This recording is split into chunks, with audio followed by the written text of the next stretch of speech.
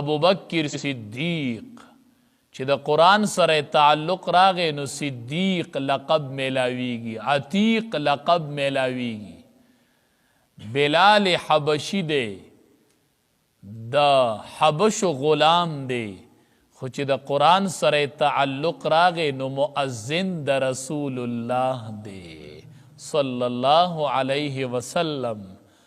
ذکر رب العالمین فرمائی دا لوی شان والا کتاب دی چې نازل کړلی شوی دی تا ته. دا سړي له ګوره ډېر لوی مقام ورکوي. عمر فاروق رضی الله تعالی عنه امیر المؤمنین دی، په یوه وادی کې روان دی.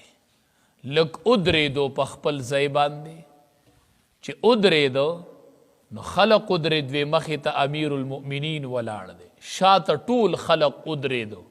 نو ګرمي وه، خلق ډېر جمع شو، اوازونه یې کول، وی لار مخې ته ازاده کوي چې امیر المؤمنین ځي چې خلق ځي. عمر فاروق رضی الله تعالی عنه وی ما ته یو تاریخ رایاد شو، ځکه ولاړې وی دا هغه ځای دی چې دې ته ما یو ورځ اوښان را شړلي وو، ادې کې ما اوښان سرول، نو ماله د اوښ د سرولو چل نه راتو چې اوښ په څنګ مړی سری وی. نو ما اوږي کور ته وشړل، نو ما ته مې پلار غوسه شو چې تاله د اوښ د سرولو چل نه درځي. نن اقا وادي ده چې ما تېنه اوښ وږی شړلی و، چې زما تعلق د قرآن سره راغی.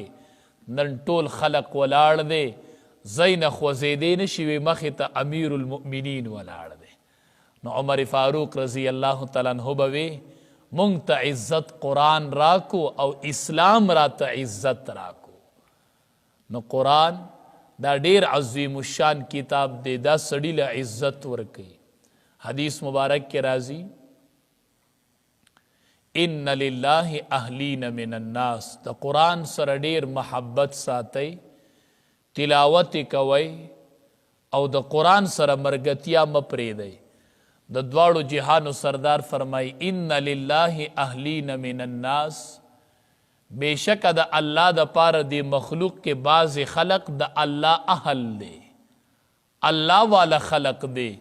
قالوا من هم یا رسول الله صلی الله علیه وسلم. صحابه کرام تپوس کی دا اللہ حبیب دا سوک دی، دا اللہ والا خلق سوک دے، مونږ به څنګه پیژنو چې دا الله والا دی. د دواړو جهانو سردارو فرمایل اهل القرآن هم اهل الله وخاصته. قرآن والا خلق ګوره دا د الله خلق دینو، دا د الله والا خلق دینو چې د قرآن سره تعلقي.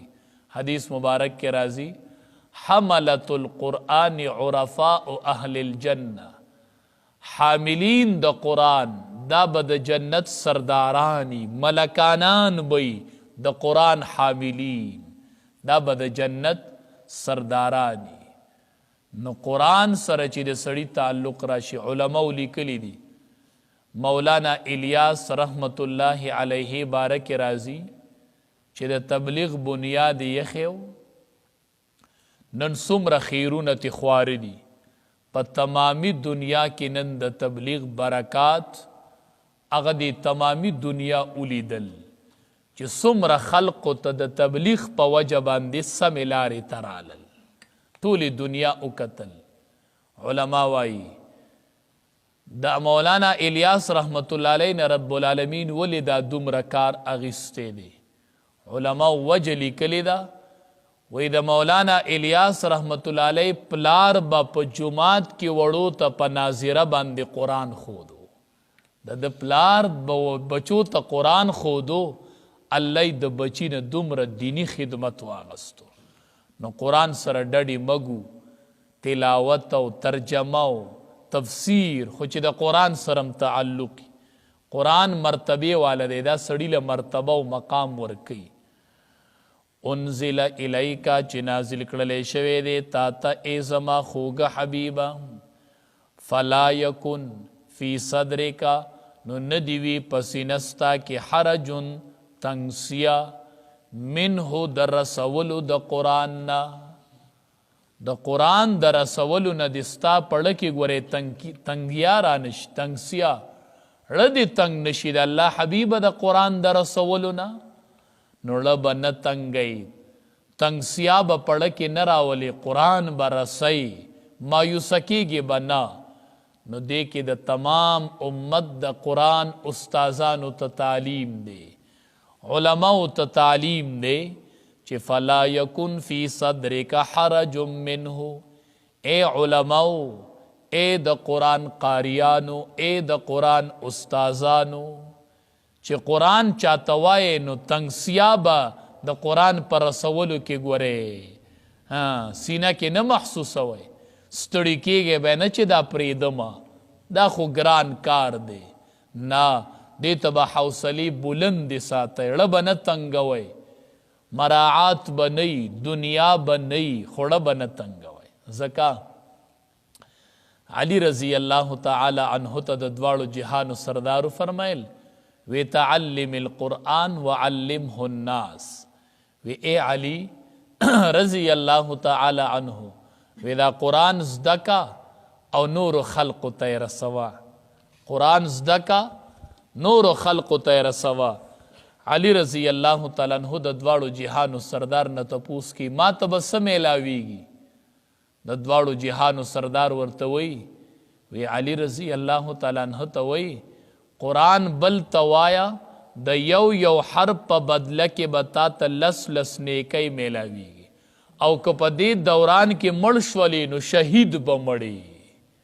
نو دا قرآن دا استاز دا لوی مقام پورا دے چی یو حرف شاگرد ازدکی نو دا تبا لس نیکی دا ہر شاگرد پا یو ٹکی کی میلاویگی او کو دے دوران کے مرگ راغے نو بشہیدی فلا یکن پس ندیوی فی صدرکا پسینستا کی حرجن تنگسیا منہ دا رسولو دا قرآننا یا دا نبی کریم صلی اللہ علیہ وسلم خو انتہائی شفقتو قرآن بے بیانو خلقو با ایمان نروڑو نو دا دوارو جہانو سردار دا شفقت تقاضا دا وچی سینہ کی تنگسیا پیدا شو چی دا اولی دا خلق نمانی نو اللہ تبارک و تعالی ورطا تسلی ورکللا لِتُنزِرَ بِهِ دا قرآن میں صد پارا نازل کڑے دے دا قرآن دا نازلی دو مقصد دے لِتُنزِرَ بِهِ دا پارا دا دی چی تخلق او یرائی پا دی قرآن سرا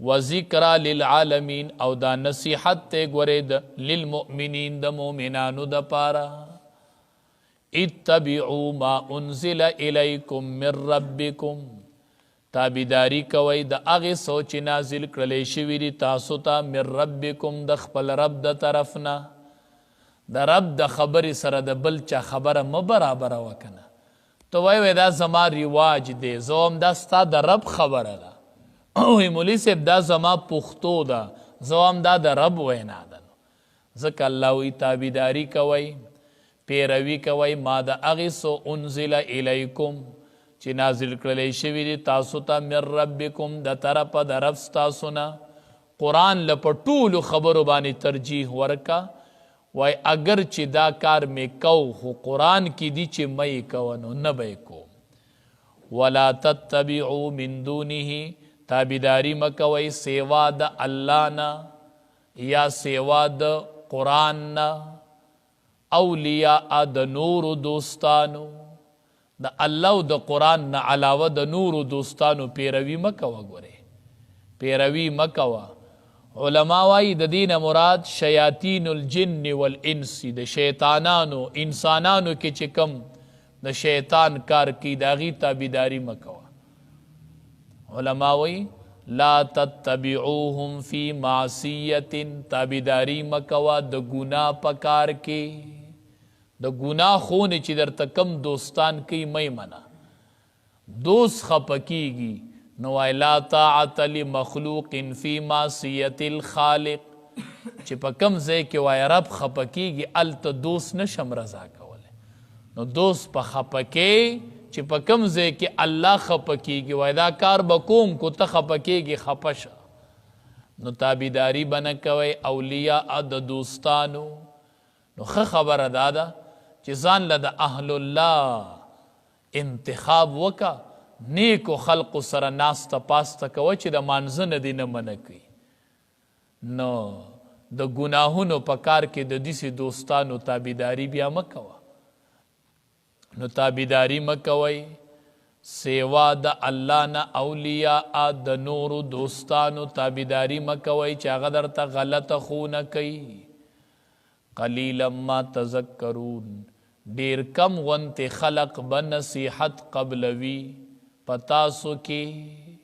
ډیر کم به د قرآن نه نصیحت قبول کی او هغه به ترنه په سمه لار باندې روان شي.